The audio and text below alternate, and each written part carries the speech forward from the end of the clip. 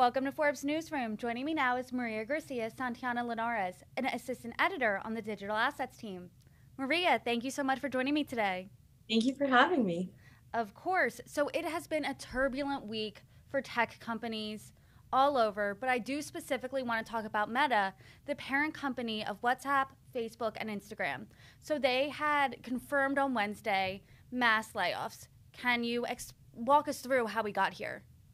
Yeah, so Meta had their third quarter earnings report come out, I believe it was last week, and just company losses were not great. I cover very much their Metaverse division, so Reality Labs, and what was clear there is the company was spending way too much money on a Reality Labs division that wasn't giving them enough revenue. The company operated at a $9.7 billion loss since the beginning of the year, and it's something around 12 billion since the company announced its name change from Facebook to Meta. And so, investors were really concerned that Mark Zuckerberg was taking too much of a long-term view and not really focusing on the short-term revenue profits. And what we're seeing, this 13% layoff is huge for the company, but it's something that, is kind of expected. He did go out and say he was sorry and took responsibility for it and apologized. But, it's part of I think, larger trend of tech instability. Their advertising revenue is down, and macroeconomic turns are already hurting the advertising sector. And if the company is not spending enough time or money or resources into there's a lot of concern from investors and analysts saying like this isn't the right way to go. I want to talk more about what Mark Zuckerberg said was his decision behind this. What did he say during this announcement? Yeah, so I think he pretty much alluded to macroeconomic downturns. The company was not doing so well, spending too much money. The costs or the cuts largely come from the business division. And so it seems that they're going to be cutting down a little bit of partnerships, even though, again, on the Reality Labs side, they announced this huge partnership with Microsoft and Zoom in terms of bringing the metaverse to the office. And so it's interesting how it's going to be restructuring. The development teams are going to be consolidated. There's going to be some restructuring going on in terms of engineering and product.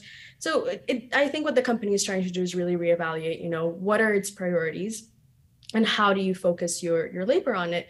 I think marketing is also down in terms of layoffs and employees. And so it was a big cut across the company. You've seen videos on TikTok and Instagram and LinkedIn posts of employees just saying, I've been hit by the layoffs. The tech industry is also doesn't seem to be hiring. There's rumors about Twitter's potentially filing bankruptcy.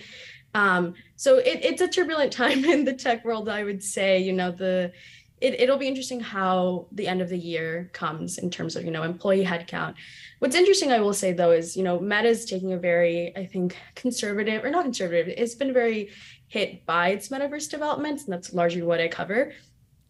This long-term view, sorry, go ahead. No, go ahead. You yeah, its long-term view towards the metaverse didn't really, I would say, pay off. They were spending way too much money on R&D and building these Quest headsets for exuberant price tags. I believe it's $1,500 a piece compared to the $500 a piece there was before. But you have another metaverse company, Roblox, who also seems to be taking the long-term view. Revenues are also not down. They announced earnings this week. But investors are much happier with that.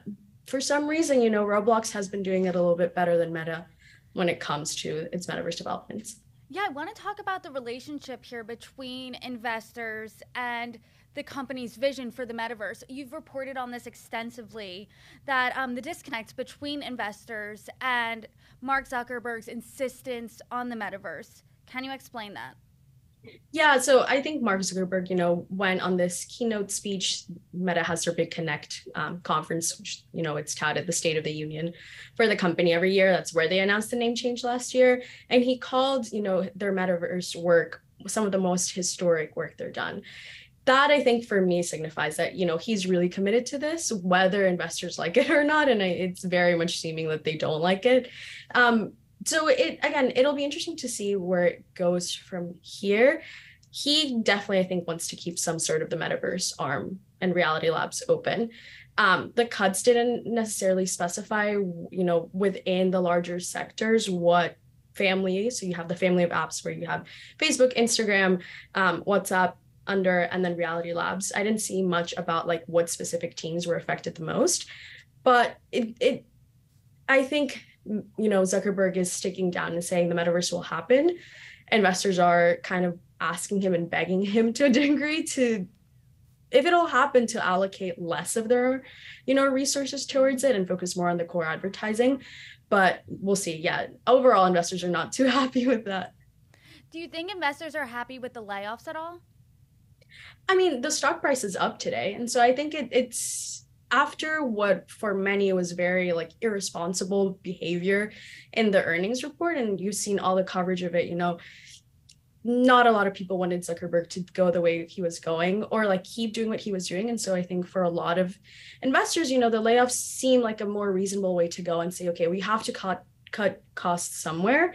It's unfortunate that it has to come at the expense of, I think it's 11,000 layoffs, or 11,000 jobs that were cut. But the price seems to be reacting positively to it. It hit, I believe, a low of like 93 a share at the end of last year, and today it's at about 113. And so there is some, I think, reassurance coming from that. And do you think this will make him pivot at all? And is this his almost come to Jesus moment where he is going to say, the metaverse might not be working, let me pivot to something else? Or is he all in still? I think he wants to have some sort of metaverse initiative, but not yet. I think what he's really betting on is Quest Pro sales. Historically, the quarter 4 has been very well for those because of the holiday season and just, end of year purchases. So we'll see. We'll see if that pulls through in terms of sales to kind of keep the dream of the metaverse alive. I think that's where they're putting the most money. It's, the VR headsets. I do think that he's gonna, if he wants to keep the company at some sort of a, stable level, he's gonna have to step back his level of investment and just focus a little bit more on the advertising or figure out a way to get short-term like revenue on that division. You mentioned that Meta wasn't the only tech company in recent time to have these cuts. Why are tech companies having to lay people off recently? It's a combination of things, macroeconomic downturns. A lot of these tech companies are, heavily based on advertising, and the advertising sector is down this year, as almost everything is. And so it's a combination of factors. I think the other big, social media tech company is Twitter, and the whole drama over Elon Musk buying it and going private, and him having effective like sole control of the company is also hitting hard. And so just from a social media standpoint, I don't think there's a lot of confidence as to what the future can be. And so we'll see. I would hesitate to speculate more than that, but I think overall it's a lot of macroeconomic downturns and then a hit on the advertising industry or sector. Yeah, it doesn't seem like there is a lot of confidence in social media as of right now. So what do you see as the future for Meta as a whole? I think they're going to have to really reevaluate where they're spending money, right? If they really think that the metaverse is going to be the next step, then maybe it's, again, as I said before, finding some way of finding like a revenue stream that will give them short-term returns while they can, spend money on R&D and really like experimenting as to what this metaverse will look like. Advertising still seems to be, I would say, the safest bet. Roblox, actually, the other metaverse company that I mentioned, is going into advertising. They largely started as a gaming company, peaked during the pandemic. Everyone was at home. You saw concerts happening within the game. And I think they're past, the peak pandemic when everyone was home. They're trying to look at does a sustainable business model look for us? And advertising seems to be the answer. They're launching some interesting advertising products starting the first half of next year. So I think whether we like it or not, the industry is going to shift back to there. We look at the metaverse. The question is like, what will the metaverse look like? A metaverse that is focused on advertising, I think would be the best answer for Meta.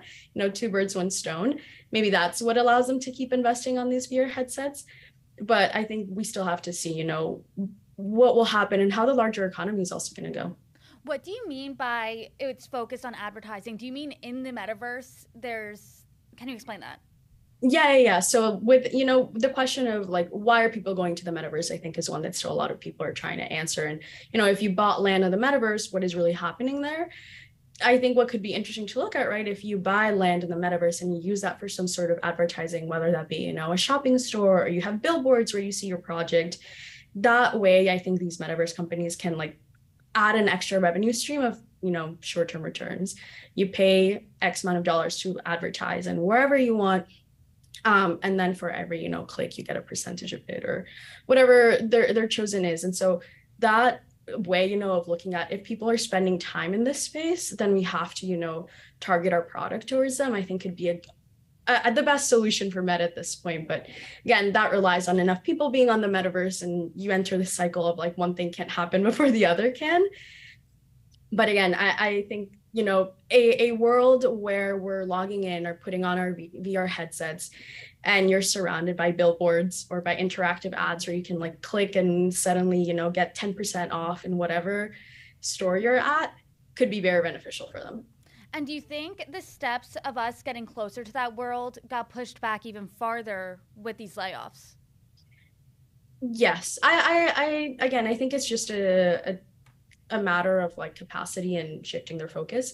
I wouldn't say it's because the layoffs, took away people from that. I'm sure there's a percentage of people who are working on reality labs that did get laid off, but I think that's just a shift or a like notice to these companies to say like this is not necessarily the time to be investing billions of dollars in R&D that are going to get you maybe even like not even millions in return now for investors, because otherwise, the confidence is going to go down.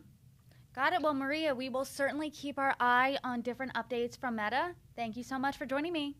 Thank you for having me.